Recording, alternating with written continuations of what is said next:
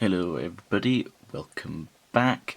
This is a bit of a filler video basically. I've been working on something else and it's been dragging for ages and ages. I've been faffing with it and messing and it just won't work. So I'm going to take a break from banging my head off the desk to have a look at this unit here. This is, as you can probably see, a 20 volt Parkside charger, which I was given by a friend of mine when I went to visit him recently, which has just mysteriously died. It, hold on, when you plug it in and turn it off. Ooh, that's interesting. Okay, previously it just did nothing. Okay. Well, let's have a look inside. Yeah, we'll take the cover off while the smoke still pours out, why not?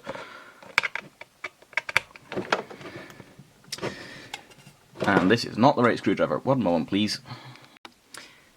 Did I ever mention my hatred for anti-tamper screws? Finally managed to get them out, so we'll have a first look inside together. I've not looked, so don't know what we're going to see. Okay. See if I can unpick this. Okay, we'll get that out of the way. What do we have? We have a fairly standard looking switch mode supply, honestly. Mains comes in here. This is noise suppression stuff. Presumably there'll be a bridge rectifier on the bottom of the board, big smoothing capacitor, switching transistor, transformer, probably secondary rectifying diode maybe, or one of these will be. Opto isolator, so it's got proper voltage regulation on the output, smoothing capacitor, and a couple of LEDs. Let's see if we can. I'm being careful because I suspect that this might still be energized. Ooh, big skid mark on the cable. I don't know, can you see that? The burning on that cable there when I pulled it out. Yeah, I'm really not going to put my fingers underneath that. Oh, that's because it's got a bloody screw in it. Open your eyes, for goodness sake. There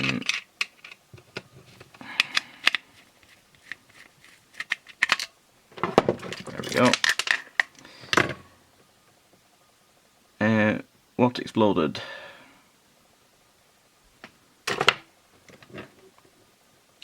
Oh dear. Oh dear indeed. That's what's exploded, clearly. The the main IC here does not look like a happy bunny. I think that looks like a MOSFET, probably. Yeah, it's a MOSFET, has exploded, and then over here a resistor of some sort has exploded as well.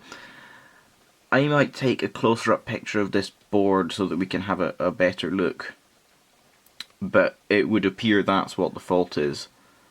Oh, I'm out the frame. Oops. This MOSFET here has failed, and this resistor here has exploded. I'm not sure exactly why that resistor would have exploded, because it would appear that this MOSFET is on the secondary side of the transformer, so I would have assumed that it should have just stopped it working. I don't see why that would have carried back to the primary side. My best guess is it's probably got something to do with that feedback optical isolator. I don't know. Yeah, oh, I'm wavering all over the place. Yeah, I'll have a look at this and we'll see what we can come up with about that. I'll probably, as I say, take some pictures of the board, maybe, so we can have a closer look at what all the parts do. Yeah, but I think that's what gave us our big flash and our bang just then, is that bit. Okay, one moment while I have a look at this and I'll be back in a bit. Okay, picture taken, let's go over this quickly. I have a rough idea of what I think caused this, but when you have something like this with multiple failures, it's really quite difficult to tell what failed first and what caused what to fail and what's the consequence of what. We have over here, this is, I'm pretty sure, MOSFET. it might be some kind of synchronous rectifier or something, but I'm 99% sure it's just a MOSFET from having a quick look at the circuitry. I should say I'm not going to reverse engineer this properly, because that's going to take way too long for what I want to do in this video. I will probably also have flashed up this picture on the screen before this, just so you can get a proper look at it, because I still don't have my camera mount sorted. But you can see up here in this corner, this little chip here is all molten and like melting and burnt and stuff. I think what happened is this failed short and shorted the power rails, which then I think probably caused excess load on the transistor here, which I'm trying to think of how it's possible that this failing could have affected this, because I think this is the bit that blew up when I plugged it in, and not that. It's possible they both blew up at the same time, I don't know. But anyway, I think this was then overloaded, that caused this to fail short, which then blew up the resistor on the gate or base. I don't know if this is a MOSFET or a bipolar junction. But yeah, that's my thinking. Although, this is a compliant switch mode supply, which is a rarity on this channel, so I'm going to go through and show you basically what makes this good, so we can then compare it to the bad ones that we look at in the other videos, and it will hopefully basically just act as a comparison. One thing I will just mention quickly, which I really don't like, the quality control on these is clearly quite bad. You can see, if I zoom in, this solder joint here is terrible, absolutely terrible. Only this bit of the joint is actually making contact, and you can see that there is a hole. This is just bad soldering. There's no way around that. It's just bad soldering. But let's move back on to the good things. This here is a fuse. That's good. We don't see that very often in the cheap ones. They usually just have a wiggly track on the board. But, as I say, that's a fuse, which is good. This is a noise suppression capacitor. I think that is...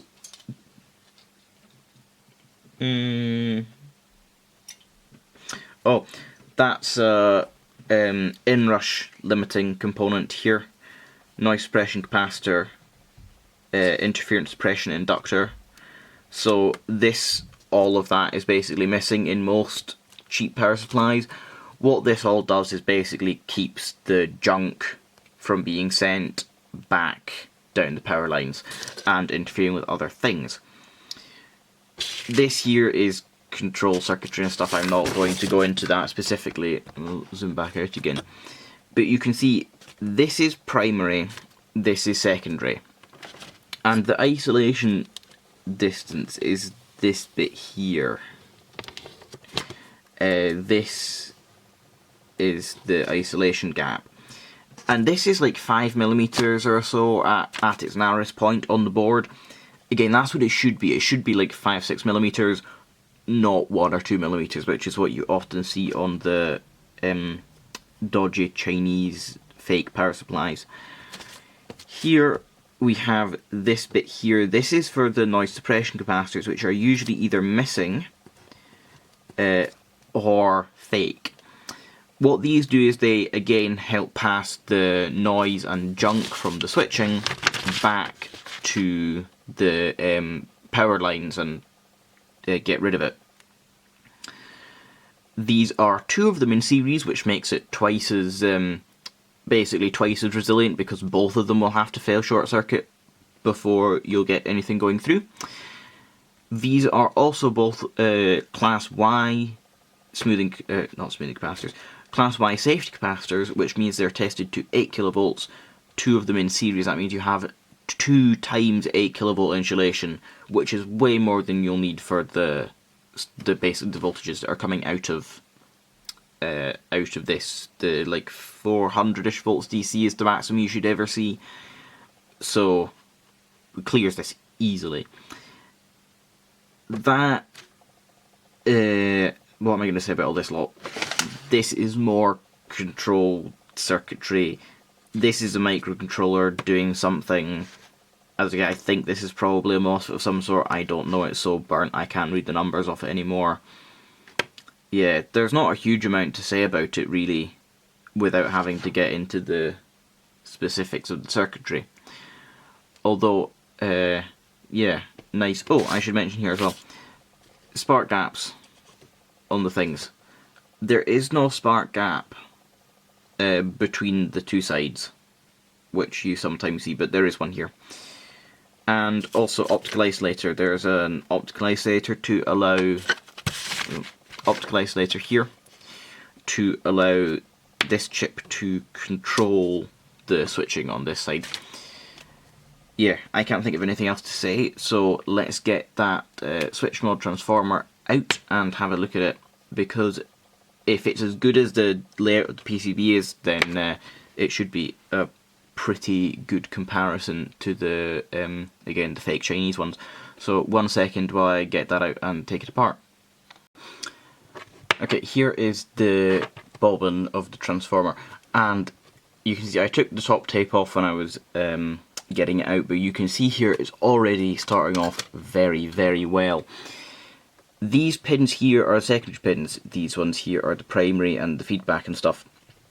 That huge gap there means that there is no chance whatsoever, even if there's a gap in the tape, of the primary winding touching the secondary pins.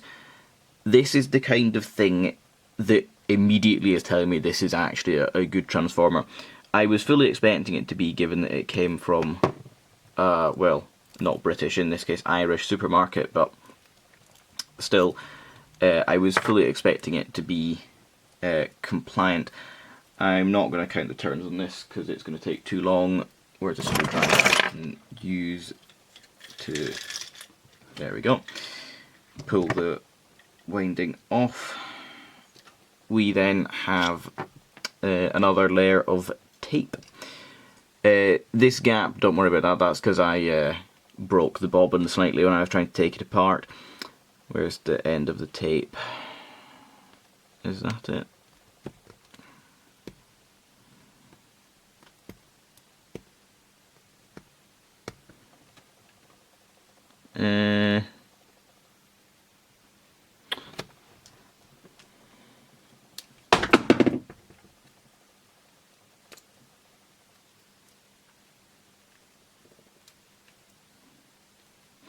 One moment. The tape is all melted together, so I'm going to have to cut it off with my knife, which is not on the bench here, it's on another desk over that way. So I'll have to go grab that. That's not due to the transformer overheating, I don't think. I think that's just due to me having to absolutely bake it in order to basically get the epoxy on the core to melt. So give me 1 second. Okay, okay, I got that off. You can see, interestingly here, there was some more tape, which I didn't mention then, which I think is to help maintain the separation again, like acting as a buffer to ensure that there's no winding can get near. This is, I assume, probably a feedback winding, judging by the number of terms and the fact that it's on the primary side. So, again, wherever my screwdriver fell. When I'm taking these apart, what I do is I just stick them on a screwdriver and then pull, and it gets the windings off much faster than having to sit and individually take them off. So we'll get that out the way, and then we have another proper layer of tape, which is perfect. I'll just get this off.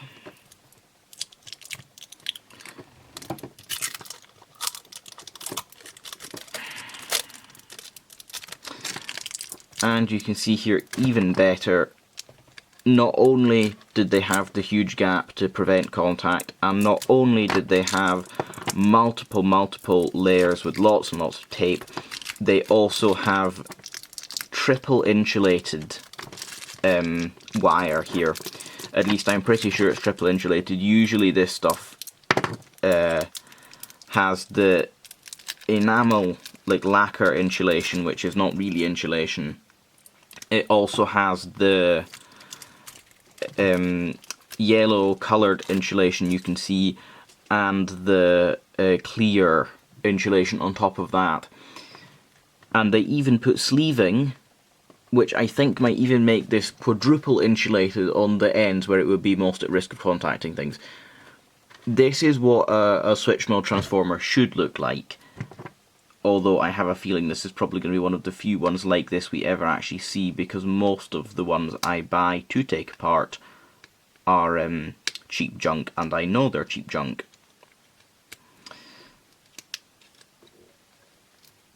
As I was saying, the Parkside stuff is always compliant. That's the wrong end I've cut there.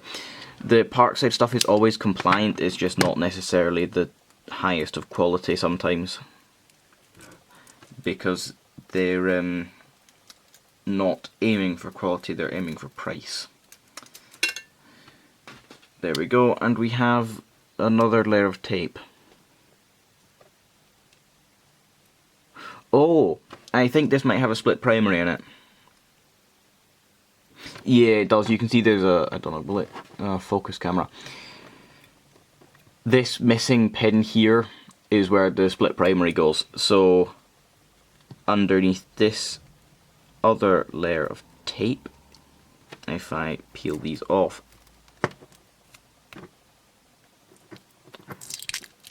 there will be another half of the primary winding, I think.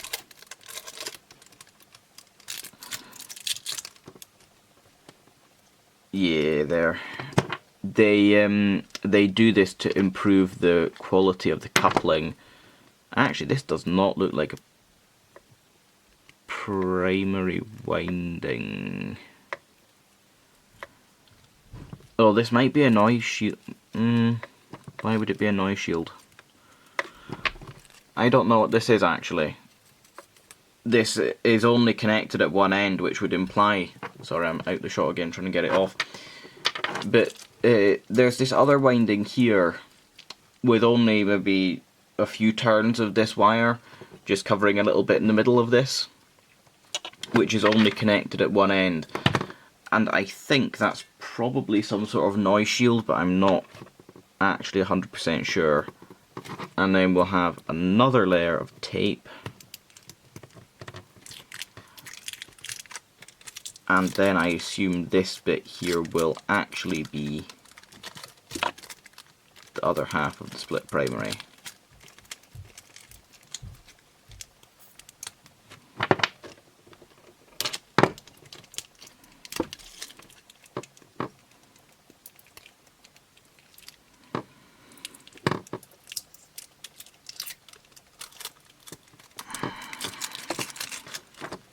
Yeah, and then we have another bunch of turns of this, which, as I say, is probably the other half to split primary, or maybe is another feedback winding. Oh, it's also not connected at the end. Maybe this is another noise shield again. I don't know. Switch mode transformer design is black magic, and there's a lot of weirdness that goes on with noise filters and stuff to make it comply with regulations. So I can't speak to that. But anyway, this is a good example of what a switch mode supply should be. Not necessarily what they all are, but this is what we should expect. It gives you something, I suppose, to compare the crap to, because I have in my pile another Chinese USB supply from a seller who I know sells absolutely disastrous supplies to look at, which will be fun. That's on my list to do at some point. Okay, let's go. I think basically just go over a quick conclusion and then end. I can't think of anything else to do really. I was hoping to repair it, but I'm not going to even attempt it. As I was saying earlier, they're or at least I think I mentioned it earlier, I might have cut that bit out. But I had an attempt at fixing a switch mode supply previously. It was a waste of time. It took hours and hours and hours, and I never managed to actually get it to run for more than about 5 minutes before it blew up again. But yeah, conclusion. 1 second while I tidy this up. So, conclusions. What can we say about this? Not much, honestly. Basically, I think a MOSFET failed, and that caused a cascade of failures to result in the switching transistor failing and that blowing up the resistor. But I don't know. I can't say for sure, and I don't really have the time or energy or anything to sit and start taking stuff apart to work out exactly what happened. This is a decently designed unit. It's safe, compliant. I was going to say failed in a reasonably safe manner, but it honestly could have started a fire when it sprayed the sparks everywhere. Other than that, good. The transformer is amazing, one of the better ones that I've ever, well, actually no, it's the best one I've ever shown on the channel before. Yeah, that one bad solder joint there is really the only major defect I can see in this. Proper smoothing capacitors, had a fuse in it. Yeah, I don't know what else to say really. I'm gonna probably salvage the heatsink off this. If these diodes are good, I'll take them. Yeah, there's not much. Yeah, there's not much really to say other than it's dead. I had hoped to fix it, but nah, I'm not gonna even attempt it. So, yeah, thank you so much for watching. Like, subscribe, do the YouTube things, and I will see you in the next video, which will hopefully, maybe even come out before this, be that build project that I'm working on, which is causing me no end of problems. So, yeah, I'm going to go get back to that now. I've had a bit of fun with this. I'll see you in the next one.